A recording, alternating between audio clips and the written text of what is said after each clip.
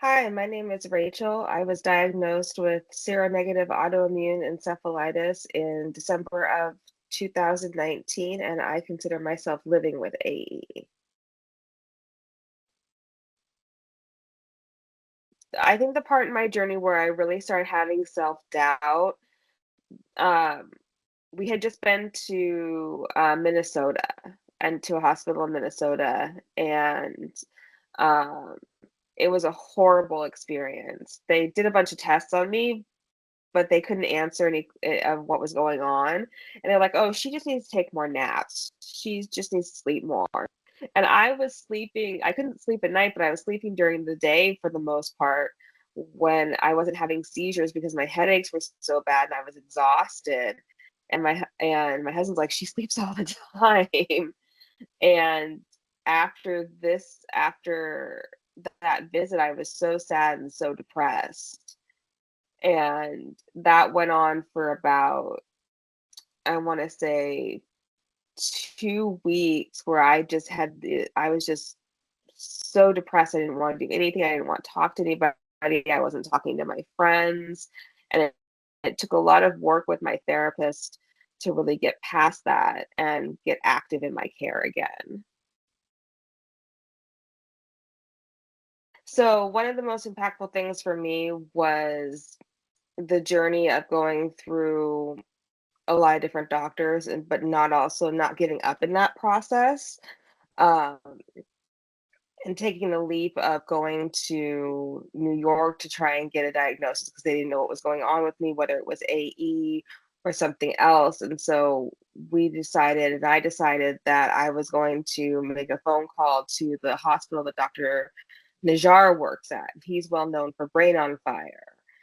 Um, Unfortunately, I couldn't see him, but I saw one of his colleagues, and picking up that phone and making that decision to go cross country to get help was a very what ended up being the best decision because that was how I got diagnosed.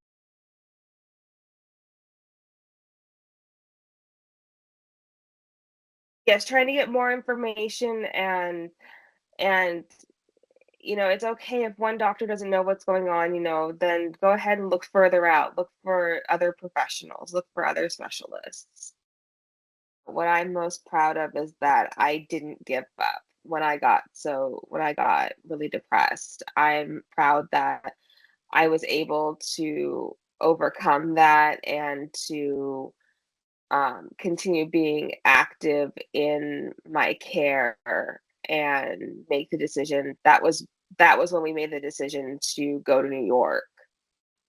And so to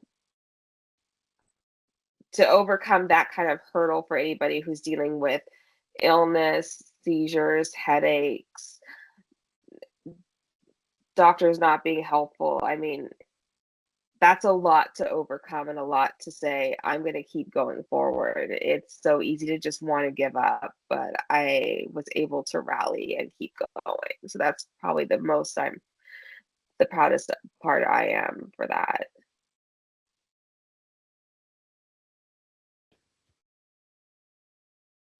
My biggest advice is to remember that this is a marathon, not a sprint, and healing is not linear. So you'll see people who have gotten through their diagnosis and maybe through part of their recovery and are now living with AE, and you'll want to rush to get there. That's the area your goal is to be there.